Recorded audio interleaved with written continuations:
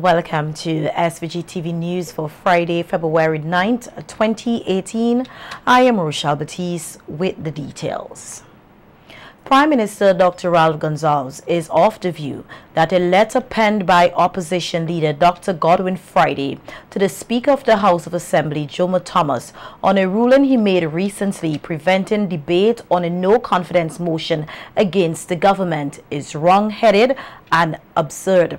In his response to Dr. Friday's letter over the motion of no confidence and amended motion of confidence, which played out in Parliament on Wednesday, January 31st, PM Gonsalves quoted sections of the parliamentary rules and cited comments made on the matter from legal scholars Dr. Francis Alexis and Panel Campbell QC. Speaking on Boom FM on the matter, PM Gonsalves said that the opposition members have lost their bearings and need to have a better understanding of parliamentary rules. The opposition behaved in an entirely infantile manner, childish. They are so focused on Ralph and also now on Camilo that they have lost their bearings. Generally speaking, they are in the business of lies, misinformation, and comments. But you can maybe run a campaign on lies, misinformation, and comments. Maybe. But you can't run a government on that. You can't run a parliament on that. You have to deal with serious policy, and you have to understand, in the case of Parliament, how the Parliament works, the laws, the rules, and of course the policies which you are dealing with, which you are addressing. The Prime Minister further noted that a majority vote still stands and that the opposition members must rid themselves of fallacy. Any kind of idea in your head about what is real. But if what you have in your head is what is real is foolishness, is nonsensical, is idiotic, the real world will show it to be the case. And I just give you an example as how the real world can show you. If you want to have a debate in the House, and you come and it's debated, and the government side stays away, the representatives stay away, and you have a vote 7-0 among the representatives, the motion still falls, Bing, because you need 8. Section 41 says you have a majority. You must have a majority of the representatives to determine a vote of no confidence. PM Gonsalves said Agriculture Minister Soboto Caesar was correct when he said he had his own voice and that the NDP was trying to spin the context of the minister's statement. More saying, well, why is the need for that? I mean, you have spoken for everybody, so Soboto says, listen, I want my individual vote to count. The Prime Minister doesn't have, in this matter, any moral or legal authority to speak for me. I want you to call me by name to hear how I'm voting. And that is perfectly in order for Soboto to do. But when I tell you the context and how the debate was going, how the discussion was going, you understand fully what Soboto says.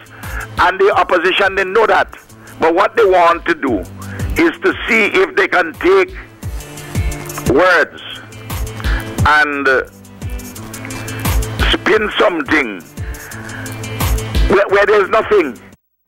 In an interview with our news team earlier today on the letter from Prime Minister Dr. Ralph Gonsalves, the opposition leader said that the Prime Minister's response doesn't add anything new than what he argued in Parliament. Dr. Friday said the Prime Minister letter merely outlined how other legal minds are in agreement with his own interpretation. Dr. Friday, however, maintains that to abolish the constitutional laws by using the rules of the House can never be right. Basically, it doesn't add anything new to what he said in the Parliament.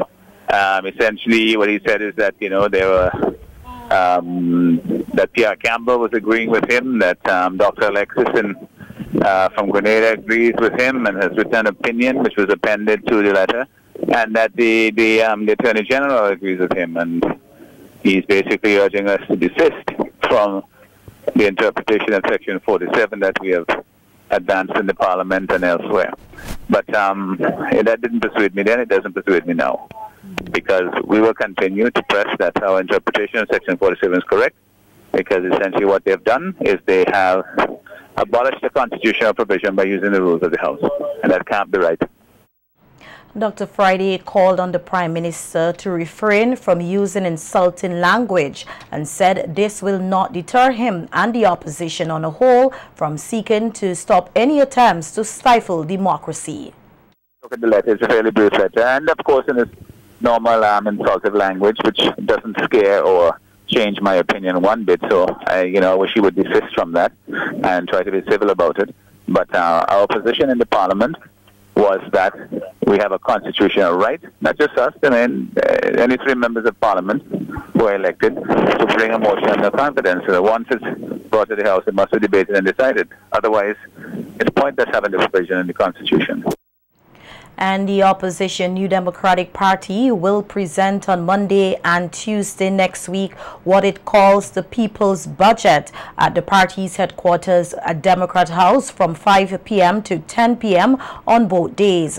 A leader of the opposition and president of the NDP, Dr. Godwin Friday, is expected to lead the presentations on the People's Budget for 2018. The party says presentations will include a political and economic analysis of the current situation facing the country and will provide the NDP's vision and plans for the future of intentions. The NDP says, as a party for and of the people, it stands resolute in its mandate of always providing the best representation for the people of St. Vincent and the Grenadines. Chairman of the opposition New Democratic Party and MP for West Kingston, Daniel Cummins, said the presentations on Monday and Tuesday next week will be just as serious as the budget presented in the House of Assembly. Cummins, who was speaking at a media conference hosted by the NDP earlier this week, made it clear that the presentation is not a mock budget but an alternative where both elected MPs and candidates will put forward their plans to take SVG forward. The advantage we have in this mechanism, it is not just the members of Parliament and the senators who will be making presentation. Those persons who are our candidates and caretakers will also be making presentations on their constituency matters and on their strengths matters. So you have a wider production across the New Democratic Party and every constituency on what you can expect from an NDP government. And what we're presenting is an alternative to what passes for governance in this country in the form of the budget. The opposition member of Parliament for West Kingston also reiterated the need for democracy to be maintained in the country. Leaders for the saying is that as important as the budgetary exercise is, the preservation of our democracy takes paramountcy. And we will deal with the budget in due course. But we want this matter must be resolved first to make sure the sustenance of our democracy. That is the point. In other news, in order to ensure that local farmers and exporters receive payment for their produce sold in Trinidad in a timely manner as of March 1st, 2018, all payments in US dollars for SVG to Trinidad and Tobago will require the permission of the Director of Finance and Planning. The announcement was made by Finance Minister Camilo Gonzalez as he delivered the 2018 National Budget Address on Monday. Minister Gonzalez told Parliament that the issue of foreign exchange with the Twin Island Republic is one that needs urgent analysis and attention.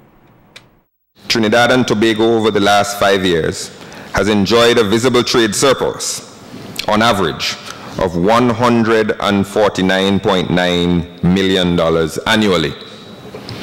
Over the last 5 years, St. Vincent and the Grenadines imported $167.1 million annually from Trinidad and Tobago, while exporting an average of 17.2 million to the Twin Island Republic each year.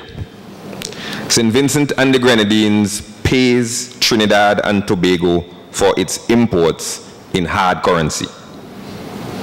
At the same time, our exporters are experiencing tremendous difficulty in repatriating income earned in Trinidad and Tobago. This is negatively impacting our farming community in St. Vincent and the Grenadines. Noting that the government, in collaboration with the Bank of St. Vincent and the Grenadines, has devised a short-term foreign exchange solution for local traders, Minister Gonzalez said a more lasting solution is, however, required. The government has held several discussions with the Eastern Caribbean Central Bank, the commercial banks in St. Vincent and the Grenadines, and other stakeholders, but unfortunately, we have been unable to arrive at a satisfactory, lasting solution with the Central Bank of Trinidad and Tobago. At a recent meeting with local commercial banks here in St. Vincent, we made a proposal that payments to Trinidad and Tobago be conducted in TT dollars. Once implemented, this measure will bring relief to the situation. The banks have indicated that they will need to discuss the proposal further with their head offices. The minister further emphasized that it is wrong and unfair for SVG to be so disadvantaged in the ongoing trade matter. Of our farmers and traders cannot wait indefinitely on corporate consensus in far-flung bankers' boardrooms.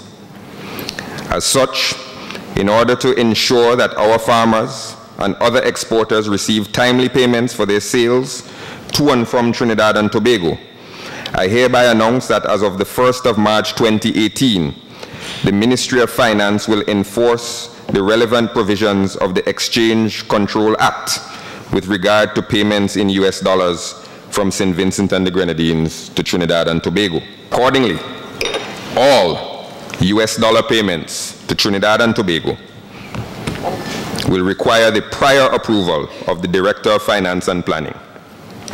The Ministry of Finance will, of course, be happy to revisit this decision in the future if all parties can arrive at a less bureaucratically cumbersome solution.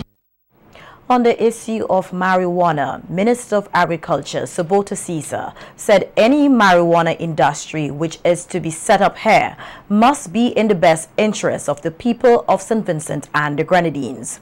Minister Caesar was at the time speaking at a ceremony held at the Fisheries Conference Room on Thursday afternoon, where several samples of the locally produced marijuana were tested, which proved that SVG has a superior product with a level of 25.5%. The Agriculture Minister said right now the government is only exploring medical marijuana, noting that despite different positions taken by other CARICOM countries, the government must do what is best for SVG. The cabinet is only at this point in time to look at medicinal cannabis. I want to thank all persons locally, investors especially locally, who have already shown keen interest. And I know that Invest SVG is going to work with them should we have legislation passed here in St. Vincent and the Grenadines to address the subject matter. I listened to the radio, as many radio stations as possible on a morning, and I listened to Kubiachi up to this morning and heard him mentioning the issues, comparing, showing the pros and the cons, and also speaking about what is taking place in other islands in the Caribbean. The discussion is very alive in the Caribbean. I'm following also what is taking place in the state of Antigua and Barbuda. I would just only like to comment that St. Vincent and the Grenadines, we have our own culture and we have to be guided by our culture. And at the end of the day, we would want what is best for our people. Minister of Finance Camila Gonzalez highlighted some of the stakeholders who have been showing interest in the medical marijuana industry. The Honorable Minister Caesar, who has been doing tremendous work in this field, has spoken to people in the production space, greenhouses and irrigation and security of these farms. They've spoken to people in the space who want to deal with aerosol sprays, cannabis-based aerosol sprays, pills, liquids to ingest, other things that you apply topically. Many different types of products, many different types of production lines and plans, and many different markets, and each market having its own particular specifications. At each phase, from growth to production to extraction to value added, there is space for Vincentians. Vincentian farmers, Vincentian growers, Vincentian scientists at each phase. And Minister Caesar has been adamant that Vincentians benefit from this in more ways than just generating foreign exchange. Lead consultant Frederick Nesbitt gives some advice to farmers and potential investors interested in the medical marijuana industry on ensuring quality of their produce. You could be the best cultivator in the world, but if you don't massage your baby at the end, it is not going to end up with what you're looking for right now. You know, that's how it ends up being bushweed.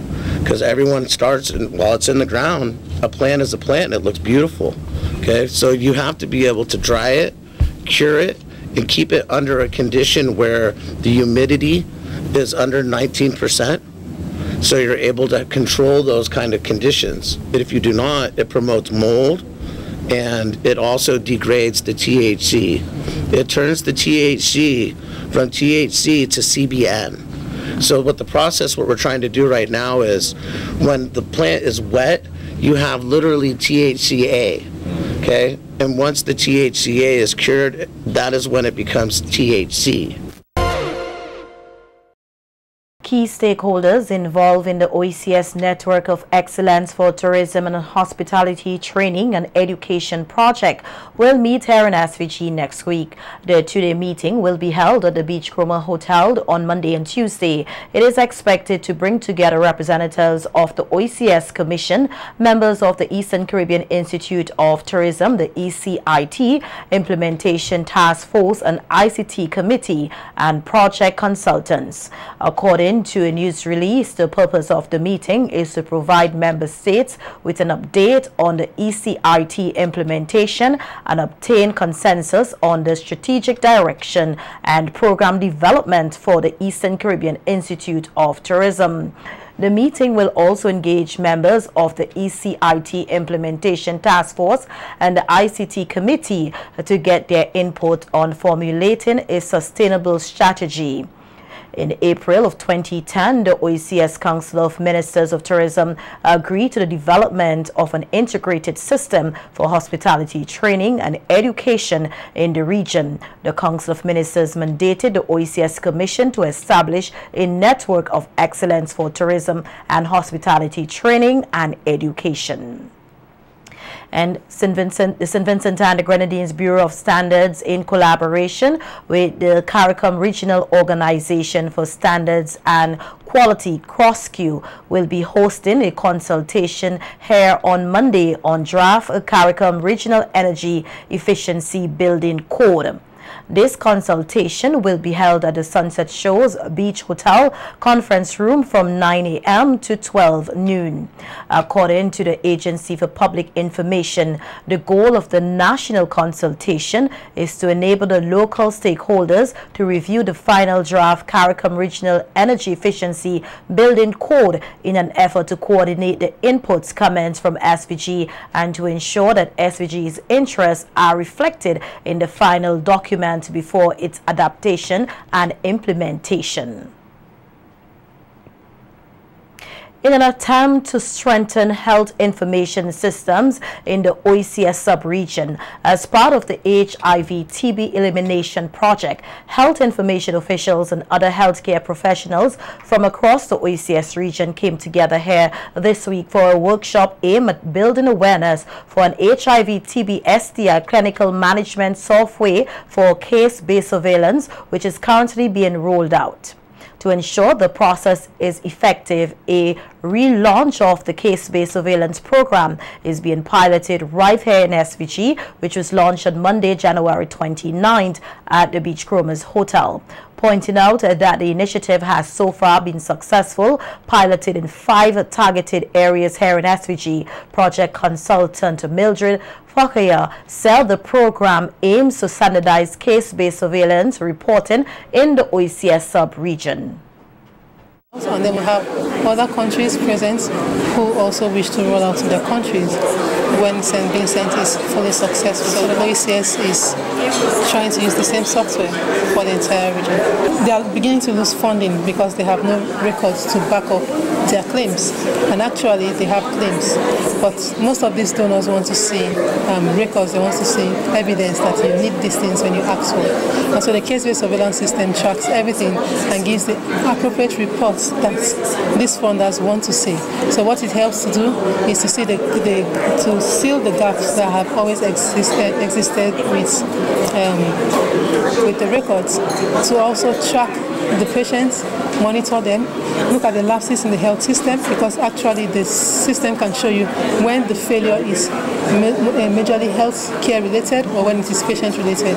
And then when it's health care related, the people in charge can do something about it. And when it's patient related, and then they'll strategize on how to get these patients adherence, and all of this will help in the elimination process. Thanking all involved parties, National AIDS Program Coordinator Ferocia Roach pointed out how the initiative will contribute to efforts here in SVG to eliminate HIV. Move towards elimination of mother-to-child transmission of HIV and syphilis, and also as we seek to end HIV and TB by 2020 and 2030. The tool will help us in monitoring the epidemic and to track our process as we make our way to achieve these goals, as we also look at achieving the UN global target of the 90-90-90. Also, when we use the tool, analysis of the data will help us in with strategic planning, and it will also help us to where we can assign limited resources, and it will also help us to really tailor our HIV program. Local fans of the late reggae legend Robert Nesta Marley, affectionately known as Bob Marley, will on Saturday, February 15, get a chance to pay tribute to the musical icon, while at the same time witness and experience the reggae talent here in SVG. That's the promise of local reggae artist Winston Papa Easton Lewis as he presents for yet another year a tribute to the late Bob Marley on the lawn of the Kingston cruise ship berth in commemoration of Marley's birthday, which was on February 6th. Lewis, who has been commemorating the life and music of the reggae icon for some 28 years now, pointed out that his efforts are strictly due to his love and affection for Marley and the reggae art form. 1990, that's where I started, and do it here, and then do it here. And I actually started because I had got nominated in the Martin International Reggae Awards in Chicago. You know, between John Holt, Frankie Paul, all them guys, right. You know. And I came out with most talented entertainer because I play the instruments, also write my own song and sing it, arrange it, you know. And so I was really taught up to be the guy who really support Bob Marley, or one of Bob Marley's crazy fan, inspired me into what kind of lyrics or music I would really want to get into, and this is why I'm on this path today. I just want to keep the legacy alive, you know, as far as the Caribbean man is concerned, and a Vincentian, you know, who really deep in reggae music. And so Newly elected president of the Association of Music Professionals, Gary Young said his organization will be working in partnership with Lewis for the first time in hosting the event. He also applauded Lewis for his dedication in paying tribute to the late legend. If he's doing it, then as new president, we would love to be a support structure and, you know, just try and help support him, get things organized, because I know how things could be in St. Vincent throughout the world sometimes. And as he said, he does this with no monetary gains or anything. It's just something he's been doing now for 28 years. You know, to start in the cold of Chicago, you know, and as you said, and a lot of people may not know this creative, talented side of Papa Eyston, you know. So as an association, as we attempt to change the business of music in St. Vincent and the Grenadines and become the support structure for not just Eyston, but the school bands and, you know, everybody. The sound checks that we used to move around St. Vincent just to showcase Vincentian talent on a more intimate level, you know, but we're hoping for Saturday the 17th, which is next Saturday, to do the tribute concert, which will be the first sound check for Am. Thanking all supporters for their continued patronage, both Lewis and Young took the time to invite the general public to the tribute event, which is slated for Saturday, February 17th at the cruise ship terminal lawn from 1 p.m. They also gave a sneak preview of what patrons can expect. I can't refuse it. What to be, got to be. Pew, pew, pew, pew. Feel like dancing. Dance cause we are free. Feel like dancing. Come dance with me. Roots rock reggae. Yeah, this is reggae music. And now that you're here, I say it's okay to see what we can do, baby. Yes, just me and you. Come on and steer it up. Be at the cruise ship, Bert. Yes, we open to start in the afternoon early. You know, there'll be a ship in, so we want to try and entertain, you know, let some tourists see and feel the Bob Marley presence in St. Vincent and the Grenadines. And we'll be there at least from 11, you know, just saying that for now. So we want some people to come up there early and come and mingle and mix with the tourists.